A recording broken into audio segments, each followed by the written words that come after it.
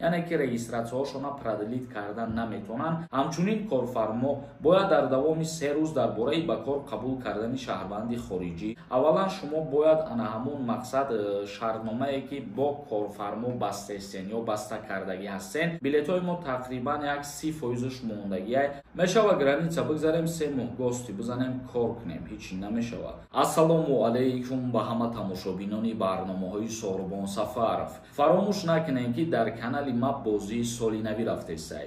бо дастгирии шумо то имрӯза тақрибан 70% билетҳоро мо фурӯхтем. айни ҳол нафарҳое ки тамошо кардесен бахти худтона бисанҷен, як донаи дудонаи дигар билет бихарен. мумкин мо рӯзҳои наздик ва тезтар финала аниқ кунем. ҳамагӣ 58 дона приз дора и бозӣ. нархи билеташ 200 рублай. бародарони азиз, шумо метавонед ки ба 200 рубл соҳиби 99 ё соҳиби Camry 3 ё соҳиби Camry 2 бишен. ин ҳамин номерое ки дар рӯи экран мебинен, дар ҳамин номер картаи Сбербанк ҳастай. Сбербанк ба номи Муҳаммаҷон меброя. сумтам мепартой ва дар ҳамин номер WhatsApp ҳастай. бо дар WhatsApp-аш чек тарроӣ мекунӣ, ҷошда билети ту меоя. бародарони азиз, ғайри ин мошиное ки шумо дидестен бо конвертҳои пулӣ ҳастай. конвертҳои пулӣ 5 дона аз ҳама конвертҳое ки пули калонай 100 000 мебоша ва 45 донаи дига конвертҳои 10 000 20 000 50 000 рубла. бидро бародари азиз, билета бихар ки билет кам монд. хоб, мавзӯи асосии имрӯзара шурӯъ мекунем. оиди гирифтани патент дар соли 2024 чӣ тағйиротҳои нав ворид шидагиай ба шумо мефаҳмонем ва дар иҷа як чизи дигара қайд карда гузаштан мумкин астае ки баъди соли нав дар тамоми шаҳрҳои Федератсияи Русия нархи патент барои шаҳрвандони хориҷӣ боло мерава, ҳар сол и ба назари шумо мераса ва оиди нархномаи шаҳрҳои Федератсияи Русия дар мавзӯи патент як 2-3 рӯза мо видео мекунем тамоми шаҳрҳои Федератсияи Русияра нархи патентша чӣ қадар боло бурдагианд ҳамаша мефаҳмонем. худо розӣ боша. хоб, мавзӯи асосии имрӯза. аз соли 2024 муҳоҷирони корӣ метавонанд вазорати корҳои дохилии Русияро дар бораи гирифтани патент тавассути хадамоти давлатӣ огоҳ кунанд. вазорати корҳои дохилии Русия аз навовариҳо дар тартиби гирифтани патент барои шаҳрвандони хориҷӣ хабар додааст. гуфта мешавад ки шаҳрвандони хориҷие ки патент доранд бояд дар давоми 2 моҳ ба хадамоти муҳоҷират мувофиқан шартномаи меҳнатӣ, шартномаи ҳуқуқи гражданӣ пешниҳод намоянд. ин корро шахсан анҷом додан ё фиристодан мумкин аст ё довар шуд мутахассис.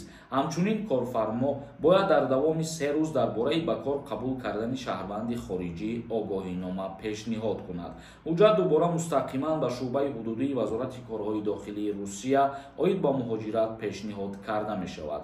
агар ин ҳама иҷро нашавад, шаҳрванди хориҷӣ имкони тамдид кардани сабти номро аз даст медиҳад. шарҳ доданд, яъне ки чизҳое ки мо номбар кардем, агар аз ҷониби шаҳрванди хориҷӣ ба амал оварда нашавад, дигар сабти номшона тамдид карда наметавонанд, яъне ки регистратсияҳошона продлит карда наметавонанд, дар ҳолате ки агар дар вақти гирифтани патенти худшон ба вазорати корҳои дохилии Федератсияи Русия шартномаи меҳнатишона пешниҳод накунанд. агар шартнома бастан аз ҷониби коргар бо корфармо дар соли 2024 барои шаҳрвандони хориҷӣ зарурӣ ва ҳатмӣ шидагиай. дар ҳолате ки шумо мерен барои гирифтани патент ҳуҷҷат пешниҳод мекунед, аввалан шумо бояд ана ҳамон мақсад шартномае ки бо корфармо бастаистен ё баста кардагӣ ҳастен, ҳамун ҳуҷҷати трудовой договортона пешниҳод кунед. чунки вақте ки шумо шартнома надоред ва ин қонунҳову тағйиротҳои нава дар Федератсияи Русия риоя намекунед,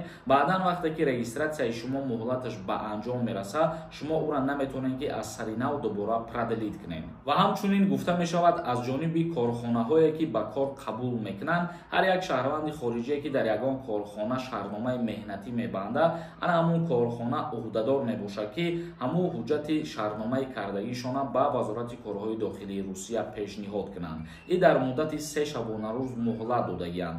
дар ҳоле ки мисол мегирем, яке аз шумоҳон рафта дар ягон ширкати сохтмонӣ кора сар карданӣ мешен ва дар ҳамин ҳолат шумо шартнома ки бастен 3 рӯз муҳлат доред барои шартномаро пешниҳод кардан ба вазорати корҳои дохилии Русия. Русия. ин танҳо тааллуқ дорад ба нафарҳое ки дар Федератсияи Русия мехоҳанд кору фаъолият кунанд ё ки айни ҳол кору фаъолият кардесиянд. Танҳо ба ҳамин нафарҳо тааллуқ дорад. Тамошобинони азизу гиромӣ қадр, акнун комментарияҳои шуморо мехонем ва саволҳое ки равон кардагиен ба саволҳотон ҷавоб мегардонем. дар ҳамин ҷо як чиза ба ҳаматон тавсия метиҳам. агар нафарҳое ки бихоҳанд проверка кардан ки патентҳошон оригинал ҳаст ё ин ки не, ё нафарҳое ки бихоҳанд фаҳмидан ки аз кадом шаҳри Русия запрет доранд ё запретҳошон шуда шид ё ин ки не, шумо метавонед дар ин ҳами рақамҳо ватсапда бинависонед, проверкаи документҳои муҳоҷиро мекунад, яъне запрет ва патента проверка мекунад, ҷавоб мегардонад. амир нависонда: ассалому алайкум бародар, нархи патент дар Санкт Петербург ва Ленинградский област чӣ қадар шудааст? оиди нархномаи патентҳо мо гуфтем ки як се рӯза да видео мекунем ва тамоми шаҳрҳои Федератсияи Русияро нархҳошо ба шумо мегем. як каси дигар нависонда: ассалому алайкум, ака финали конкурс аниқ шид ё ин ки не?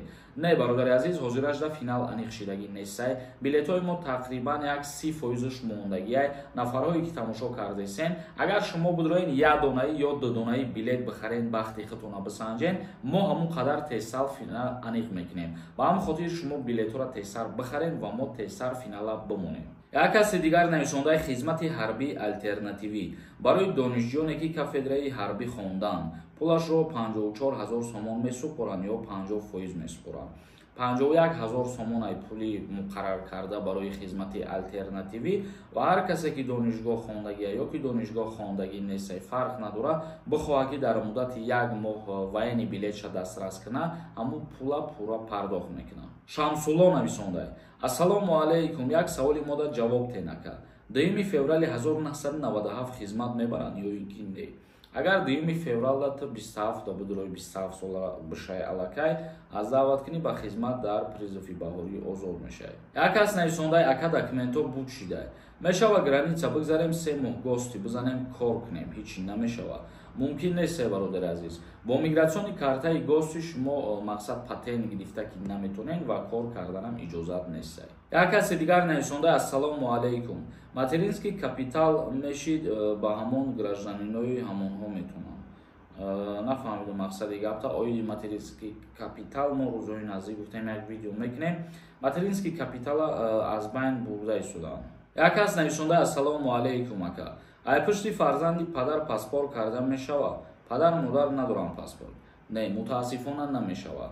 метавонед ки ба воситаи падар модар бикунед ё ки ба воситаи ҳамсар кунед ва падар модар низ метавонад ба воситаи фарзанд бикунад. агар ки ягон бародари шумо, хоҳари шумо паспорти российский дошта бошад, аввалан падару модартон метавонанд ба воситаи ҳамун гражданин бишаванд ва баъд шумо ҳаматон метавонед ба воситаи падару модар паспорт бигиред. тилофат нависондай: ассалому алайкум ака, депортат кунанд дар Москва, нарай Тоҷикистон, дубора ба қапанат чӣ мешава? ҷавоб медодем, пешакӣ раҳмат. дар ҳолате ки шуморо депортатсия мекунанд ва дар шумо муҳлат метиҳанд ки мисол аз Федератсияи Русия берун бубироед, дар ҳолати муқаррар кардаи муҳлат шумо агар ки аз Федератсияи Русия берун набироед, дуюм бора дастгиртон кунанд, метавонанд ки ҳамун муҳлати запрети шуморо як баробари дигар боз зиёдтар табдил битиҳанд. тамошобинони азизу гиромӣ қадр, то наворҳои дигар, худованд ҳамаи мо шуморо нигаҳбон бошад.